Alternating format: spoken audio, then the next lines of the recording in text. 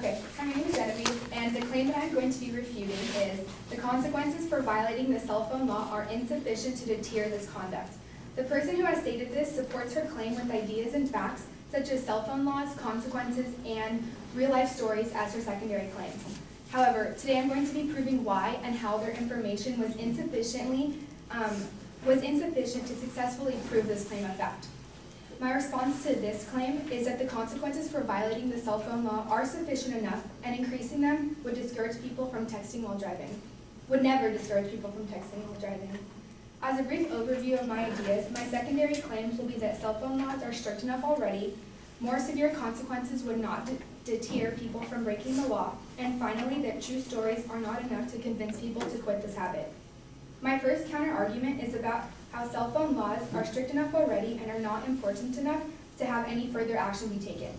I want to start by pointing out that the actual texting and driving laws my opponent states date all the way back to 2008-2009. This supposed law is almost 10 years old and irrelevant to the way that technology has advanced today. However, there is no national ban or federal law on texting and using a cell phone while driving, but rather this decision is left up to each individual state. Already, just that statement of the law alone is an incomplete amount of evidence and analysis on the idea. Moving on to my second counterclaim, which is whether or not the consequences for cell phone usage become more severe, that would still not deter people from breaking the law. From the statistics provided from my opponent, I have found it to be helpful to my argument instead. I was able to calculate a 16% chance that a distracted driving accident will lead to some sort of injury. Overall, the chance of that happening is actually pretty slim.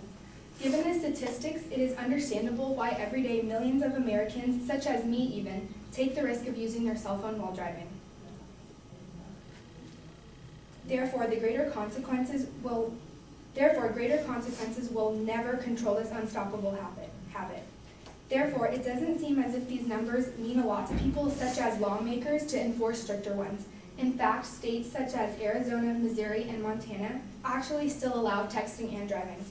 As for citation fees, only half of the United States have tickets of $100 or less, while in California, our fee is only $20. Obviously, this problem is very minimal in most states, or else their consequences would have been bigger already. As my last counterclaim is that this example of a true story is not enough information to reach the conclusion that if the first offense rules were more severe, this would save people from continuously breaking the law over and over again.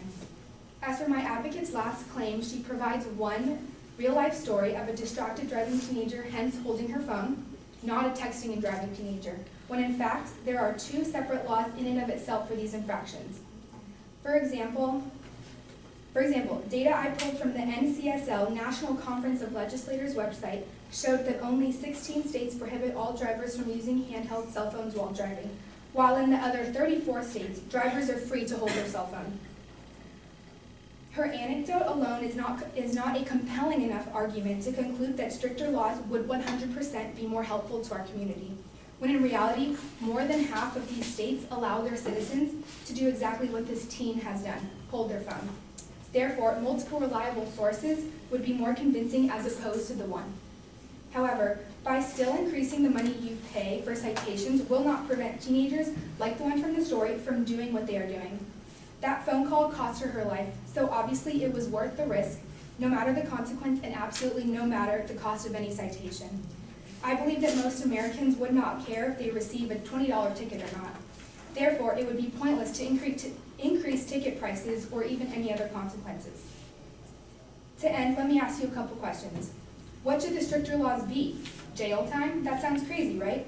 Not so much when I tell you that in Alaska, their penalty is up to $10,000 and up to a year in jail. What would happen if every single state had a law like this? I don't even want to think about it. Overall, unfortunately, this is something inevitable that is going to happen no matter what, which is why my opponent provided an inadequate amount of information to reach the conclusion that cell phone laws are insufficient nationwide. Thank you.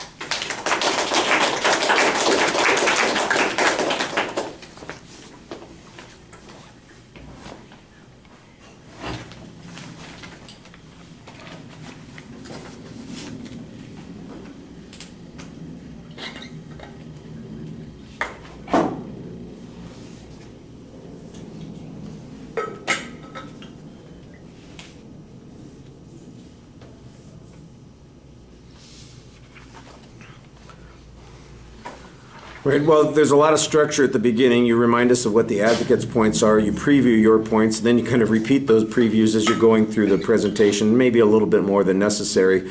When you say the current laws are strict enough, you cite the existence of laws in California, for instance, that prohibit those things, and then you, in essence, say, well, those aren't relevant because things are different now, and then you say there's no national ban, which doesn't tell me that the laws are strict enough. It sounds to me like there's an insufficient amount of regulation on this particular area. Your assumption is if there isn't a ban, then it can't be that dangerous, and I think that that's a strange interpretation of causality on this particular point.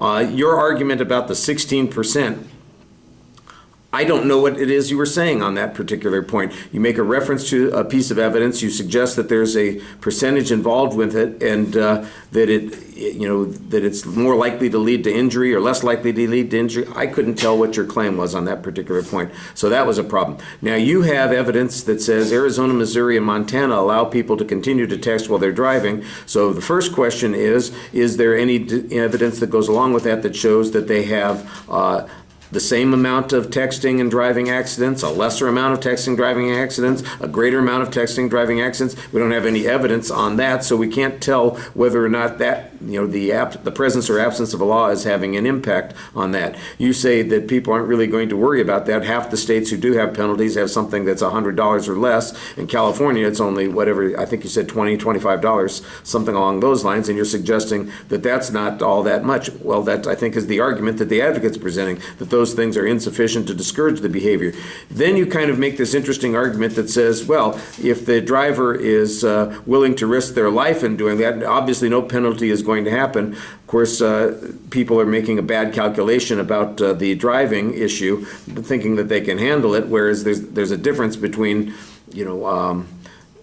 whether or not you're going to get caught doing something and therefore refrain from doing it, and whether or not it's going to kill you. If I might refrain from jumping a car off, off a bridge or over across a bridge, a gap in the bridge, because they say that's going to kill me. But I might very well run the red light on the bridge because nobody's looking. And if I get caught, it's only going to cost a few bucks. The thing that I think is most potentially useful to your argument, but there's no content evidence that follows it, is this evidence about what the penalty is in Alaska.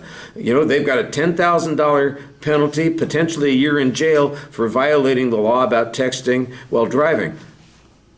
So the question is, does that make any difference?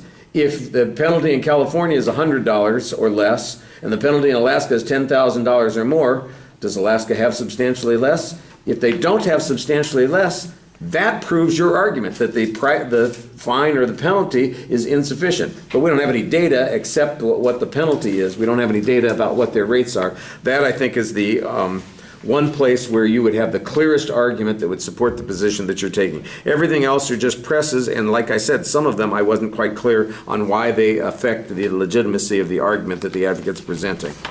All right, thank you.